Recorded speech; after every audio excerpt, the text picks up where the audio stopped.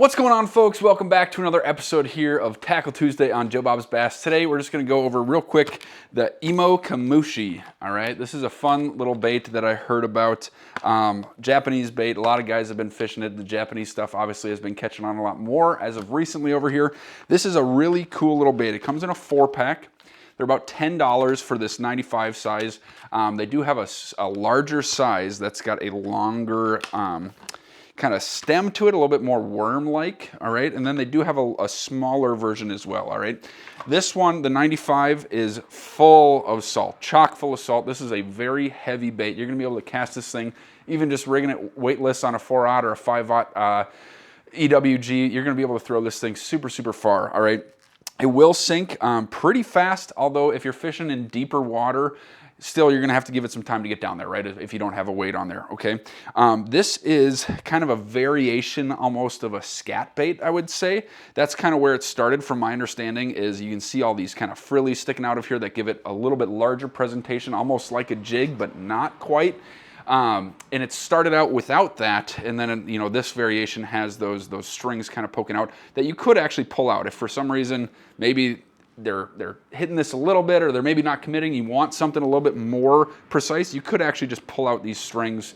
There's maybe 8 or 10 of them through here, and then you've got more of a streamlined presentation, all right? You could also, I am always throwing this weedless for the most part. I'm throwing it in ledges, weed edges, right? I'm not throwing this thing up into pads, although I did just try that down in Lake Havasu. I threw it on a punch rig and did have a couple bites on it, but nothing hooked, unfortunately. All right, sorry, my eyes kind of bugging me. But yeah, I mean, it's a really, really cool bait, and it's something that's different, right? Obviously, it's getting more popular. It kind of looks like a craw. It kind of looks like a jig. It kind of is this, kind of is that, but it's not any of those. So when the bite is tough, this thing is something that I'm throwing on. It is actually somewhat similar, I would say, to the Yamatanuki, which is one of my favorite lures over the last season or so here. So give it a try. This is actually the bluegill color. It's kind of a dark gray black with some blue and gold flake in there. But yeah, like I said, this version is 3.5 inches. I believe they call it, what is it? Yeah, 95 centimeters, so 3.8 inches. And it just really seems to get bit a lot of the time. This darker color, even in clear water, seems to work. I don't know if it's the gold flake in there, what it might be about this color that they really seem to love. I'm planning to maybe get a different color or two. They've got all kinds of natural colors and all kinds of funky colors with chartreuse and that kind of stuff as well. So I might have to pick up a couple more. And like I said, 4-pack of these is $10. You can find them on Tackle Warehouse. It might be hard to find in your local tackle shop just because they're coming from Japan. So keep that in mind. But yeah, give it a try, guys, especially if you're fishing heavily fished lakes.